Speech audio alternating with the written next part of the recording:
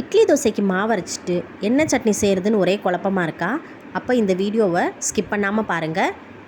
இந்த சட்னி ஒரு டைம் செஞ்சு பாருங்கள், அப்புறம் நீங்கள் அடிக்கடி செய்வீங்க. இன்றைக்கி நம்ம மதுரை ஸ்பெஷல் தண்ணி சட்னி எப்படி செய்கிறதுன்னு தான் பார்க்க போகிறோம்.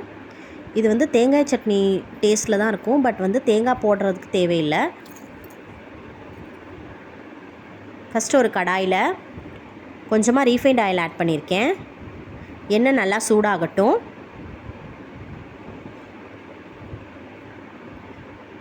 எண்ணெய் சூடானதும் ஒரு 5 பச்சை மிளகாயை நான் உள்ளே சேர்த்துருக்கேன்.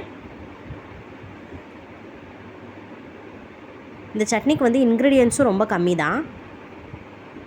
ஒரு சின்ன துண்டு இஞ்சி, ஒரு 3 பல்லு பூண்டு, 2 மீடியம் சைஸ் வெங்காயத்தை ரஃப்பாக சாப் பண்ணி உள்ளே சேர்த்துருக்கேன்.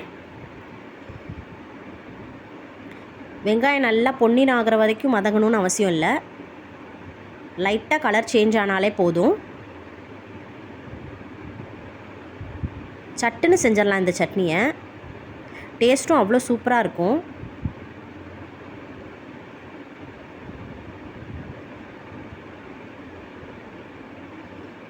கொஞ்சம் இந்த ராஸ்மெல் போகிற வரைக்கும் நல்லா வதக்கிக்கலாம். கோல்டன் ப்ரௌன் ஆகணும்னு தேவையில்லை.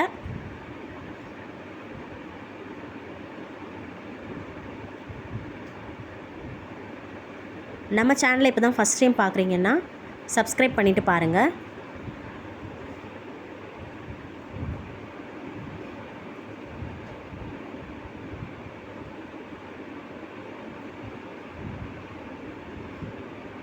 இப்போ இதில் நம்ம பொட்டுக்கல்லை சேர்க்க போகிறோம். ஒரு கைப்பிடி அளவு நான் பொட்டுக்கல்லை சேர்த்துருக்கேன். அதையும் நல்லா லைட்டாக ரோஸ்ட் பண்ணிக்கலாம்.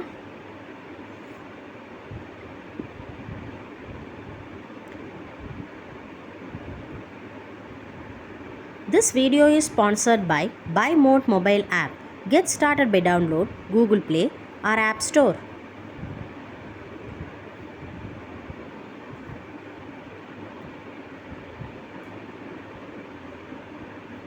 இப்போது இதுக்கு தேவையான அளவு கொஞ்சமாக உப்பு சேர்த்துக்கலாம்.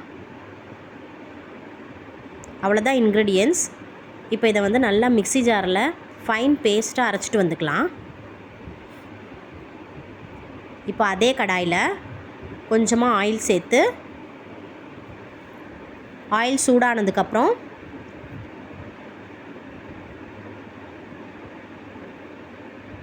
கொஞ்சமாக கடுகு உளுந்தம் பருப்பு ஆட் பண்ண போகிறோம்.